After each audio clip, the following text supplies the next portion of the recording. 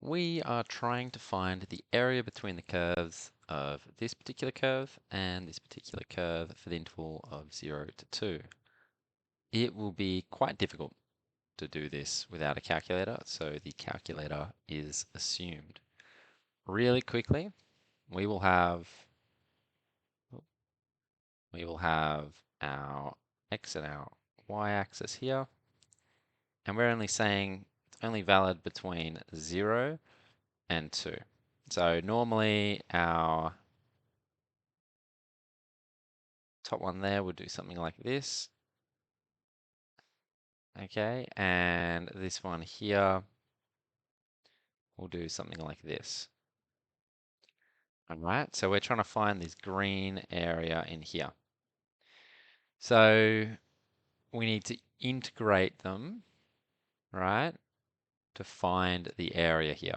So how we would do that was we will find the integral from 0 to 2, right, for the one on the top, x squared, minus the one on the bottom, x, over this period. So do you see how this bit here, that 0, that's this value. That's the lower bit. This bit here is 2. That goes on the top. And then we have our top function, which is our blue function here, and minus our bottom function. So in retrospect, it might, we don't really know which one's going to be on the top or the bottom. All right, so in this function, like the way that I've drawn it, is that the line is actually on the top, and the x squared bit is on the bottom.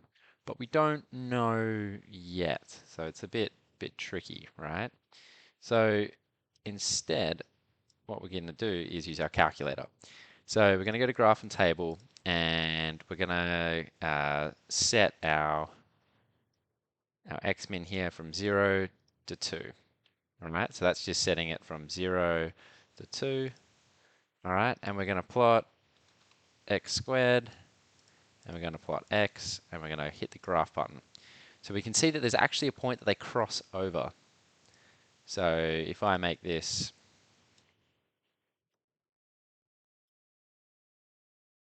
0, and I'll just zoom in a little bit, I'll make that, I don't know, 5.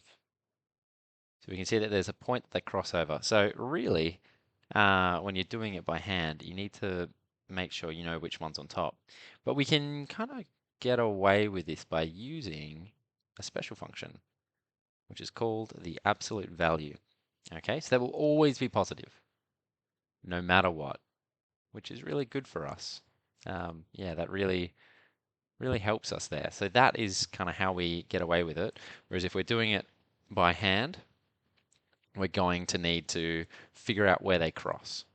Okay, but because we have a calculator, we don't really need to do that, which is awesome. So I'll go to the main function, and I will get the keyboard up, which is just hanging out over here. So I want the integral, the definite integral from 0 to 2, and the variable that we've got is x, and we want to use this absolute value, this one here.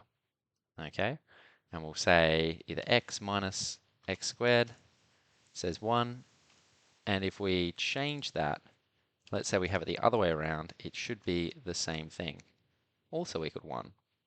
Okay, so by doing this, this saves us a lot of work by using the absolute value. And then you can say use calc.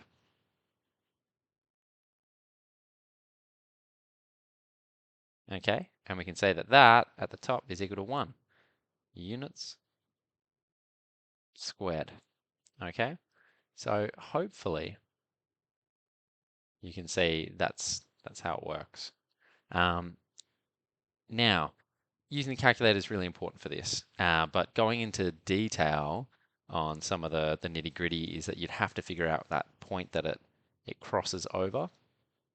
Okay, and that's when you make them equal to each other and solve. So you'll be solving for x squared is equal to x. You can't do that without using some maths to put it over to here and factorize it because it's no longer just a linear equation, it's a quadratic, so we can see that at this point here, 1, that's where it does crossover.